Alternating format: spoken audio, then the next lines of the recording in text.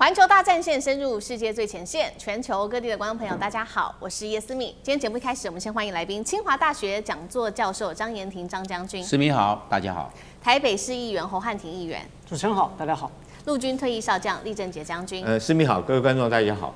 好，觀眾朋友，今天特別來關心到的是美國的 F-35，難道真的被伊朗給擊落了嗎？今天會來做關心哦。美軍啊，這個它可是它的王牌神話，難道真的被打破了嗎？另外，來自於伊朗革命衛隊的說法，他們說他們命中了美軍的第5艦隊，還狂轟了以色列。這當中，我們也會來關心剛剛說的 F-35為什麼可以順利的如伊朗說的被打下來，是真的嗎？難道這當中有中國大陸幫助伊朗在雷達上面提供這個防守嗎？今天就這些議題，我們會一起來做關心。好，先來看到這個是最新的進度哦，一架 F-35隱形戰機被伊朗的炮火擊中。這一件事情是開戰以來第一次 F-35被擊中。當然了 ，F-35的造價非常的貴，高達了1億美元。為什麼這一次會被鎖定擊中呢？難道是隱形技術真的當中出問題了嗎？還是伊朗的防空系統，或者是中國的雷達真的能夠鎖定抓住 F-35呢？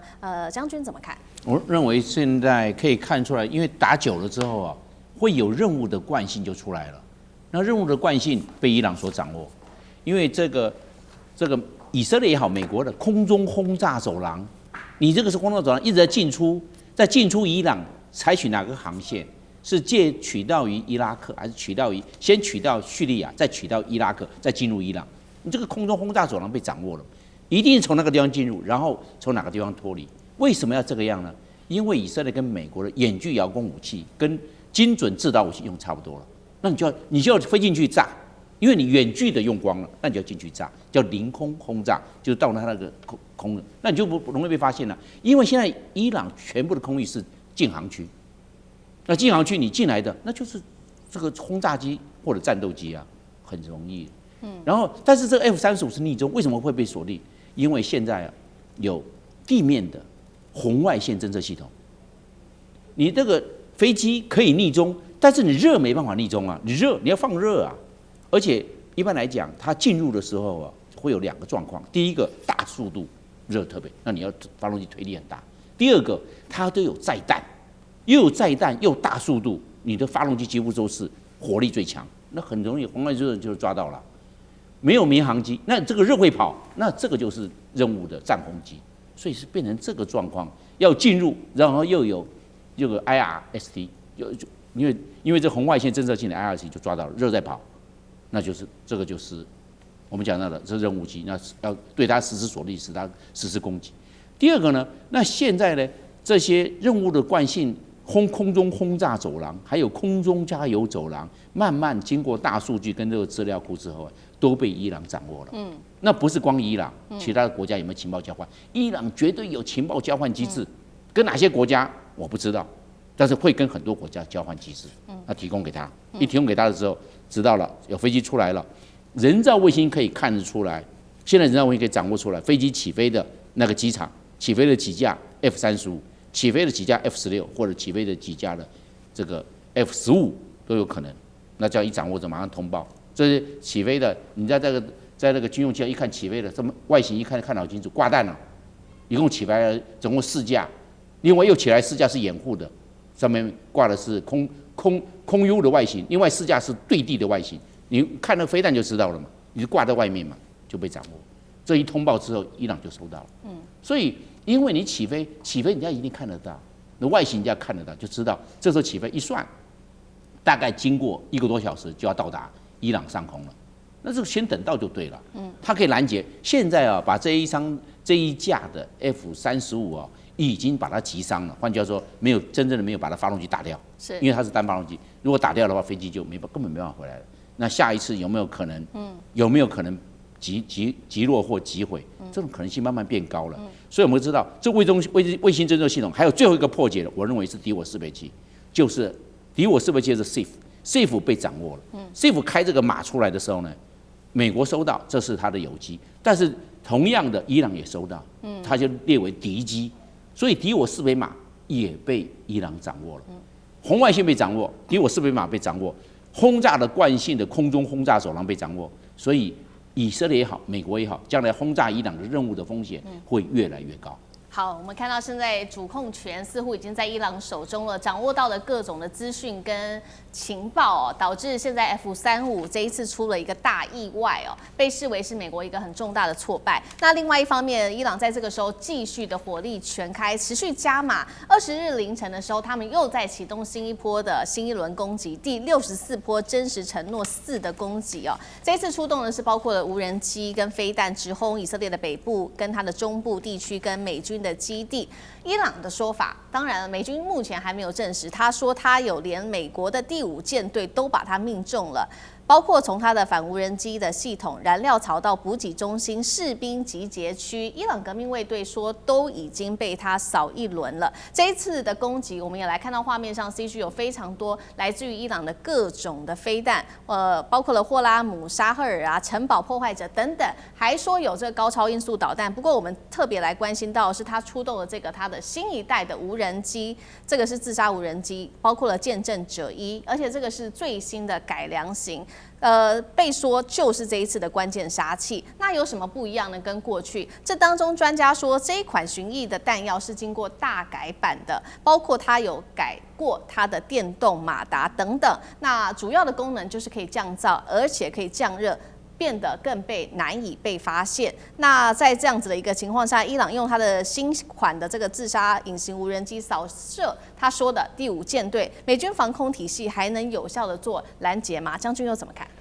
美軍的第5艦隊位置在巴林哈，其實在波斯灣的中間。當初美軍會選在這個地方，波斯灣中間當做他第5艦隊指揮部的位置，他就想說，我站在這個地方，大概整個產油國家、整個波灣都在他掌控範圍之內。但是沒想到這次的戰爭反而凸顯出來哈，它變成在這個伊朗的這種射程的範圍之內哈，因為巴林距離這個伊朗距離大概200多公里啊，隔一個波斯灣。那大概伊朗現在包括它的無人機哈，這個更不要說是導彈了，甚至於連無人機都在它的射程範圍之內。那現在我們很明顯的，我認為說，從去年的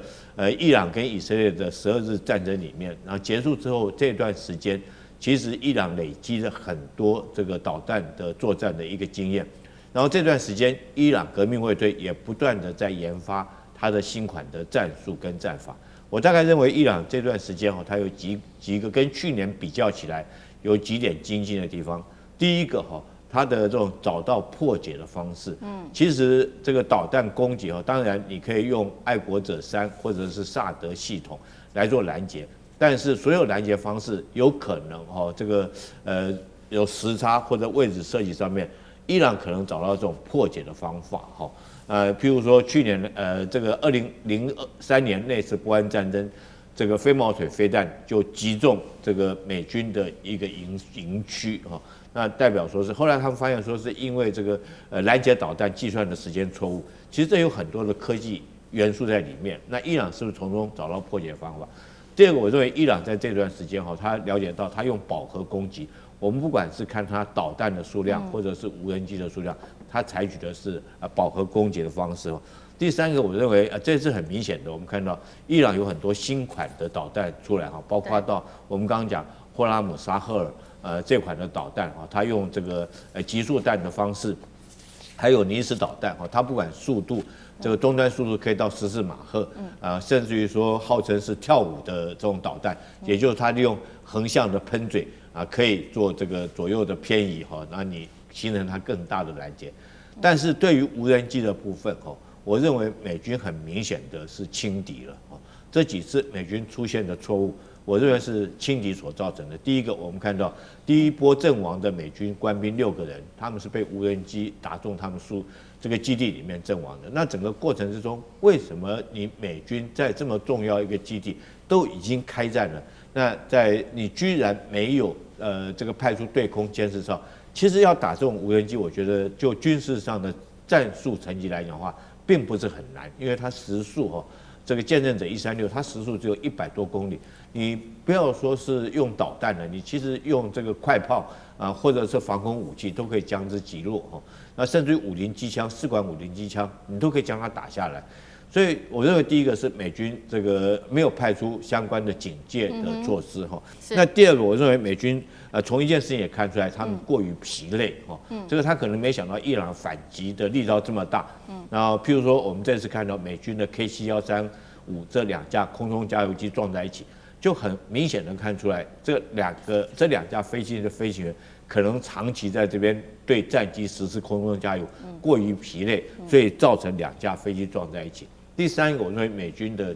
官兵來講，有厭戰的心態已經出現了。這從什麼看得出來？我認為從福特號的這種所謂洗衣房失火，結果這個火居然燒了30天，沒辦法把它滅掉哈。以這個美軍這個福特號這麼先進的一艘這個戰艦居然滅火要滅了30天，這個是不是官兵訓練不足？甚至於我們懷疑是不是有人縱火哈等等因素。所以我覺得任何作戰最重要的軍事來講，最重要一個因素還是在人了哈。當這個美軍的官兵產生了輕敵的心態或者是厭戰的心態，我覺得代表美軍就算是你有再好的戰略跟指揮，你都不見得在這場戰爭裡面你可以討到任何一點便宜。好，那我們看到美軍的軍官現在在整場戰爭，除了厭戰、內部管理出現問題之外，還要持續的面對來自伊朗非常非常強烈的攻勢。那川普不是一直說，他說呢，這一場戰爭很快就要停下來了，但是現在好像又沒有辦法真的看到這樣子的跡象，因為來自於路透社最新報道說，難道接下來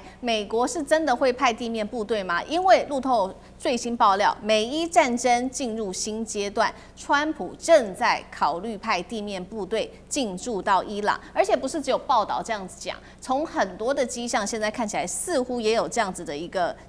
可能性，包括了五角大廈正在準備追加2000億美元的戰爭費，國防部長說的，他說要消滅壞人需要錢。再來就是川普，你在增兵數千人要登陸伊朗的本土，還有2500名的這一些陸戰隊已經趕到中東，2棲艦隊也前往中東。最新民調竟然有超過65%的美國民眾認為川普會對伊朗進行地面戰，但是支持度只有7%，非常的低。現在問題來了，如果真的要打所謂的地面戰，美國有辦法打嗎？漢庭怎麼看？這個面對伊朗164萬平方公里的山地縱橫，還有將近500公尺以下的地下的長城，那當然還有100萬的兵力動員。如果美國真的要這麼幹，那到底會不會重蹈在伊拉克、阿富汗等的覆轍？其實是非常耐人尋味。好，那國防部長呢講說，戰爭就是要錢嘛，聽起來豪氣干雲，實際上也是對財政充滿了絕望，而且也可以看得出來美國當前兵力的局限。首先是財政的黑洞，每天就是10億到20億美元的消耗，目前短短3週已經花了120億美元了，現在還要再加個2000億，所以就一開始的這種所謂手術刀式的空襲沒有任何的效果。而第二，可以看到還要再加派2500名的海軍陸戰隊，而且還要從沖繩調動過去。對，所以已經把從亞太的這些戰略的機動量全部都搬過去，那就表示美國在全球已經是兵力的極度緊繃，你才要拆東牆補西牆啊，甚至包含把南韓的薩德系統也通通都搬回去。那但是民意支持嗎？竟然只有7%繼續支持。而且美國如果想要去複製過往，不論是在伊拉克啦，然後或者說要跟委內瑞拉，可能感覺上很快啊，反正就是把人給打跑了之後，他就分崩離析啦。但完全不一樣啊！如果我們單純從伊拉克跟伊朗來做比較的話，伊拉克当時呢，他的軍隊都是忠誠於個人，但是呢，在伊朗的革命衛隊，你看，就算哈梅尼不在了，但是呢，他的指揮權，他的所有的这個軍隊的權力，都是下放給每一個獨立的部隊，他們都願意跟美國繼續打。而且呢，伊拉克它當時社會整體比較分裂，但是伊朗呢，完全就是什葉教派深入人心。面對外敵入侵，你看到將近1個多月的時間，大家都決定繼續打。好，那再來一個國際環境也跟過往往往不同了。在2003年，當時呢，美國還算是國際的領袖，對吧？他一呼百應，他說幹啥就幹啥。但是到了現在，可以看到呢，川普的信用以及各種的地位都一落千丈，他要大家來幫忙啊，守住荷姆茲海峽。沒人理他，對吧？就法國、德國、英國都不理他，就連現在在見面的高市早苗呢，也不願同意。那為什麼呢？就是因為大家看衰啊，你美國覺得你是不是兵力越來越不行了，你實力越來越弱了？尤其荷姆茲海峽現在的實際掌控權就在伊朗手上嘛。伊朗要誰過就讓誰過，伊朗不讓誰過就不讓誰過。那如果美國沒有辦法去展現它在全世界的軍事上的實力，自然呢，大家就會對美國產生看衰。所以這種看衰不是說我們這個刻意對美國不好啊，是目前的軍事專家跟國際專家，包含了前美國的官員，甚至許多的研究員、昆西研究所等等，都認為未來如果長期打下去，对美國自己是非常不利。所以可能如果真的要出兵到地面的話，很可能不是美国實力的展現，而是戰略透支的可悲結局。好，謝謝漢庭。那我們休息一下，馬上回來。地緣政治、美中之爭、戰略價值、強權崛起、小國生存，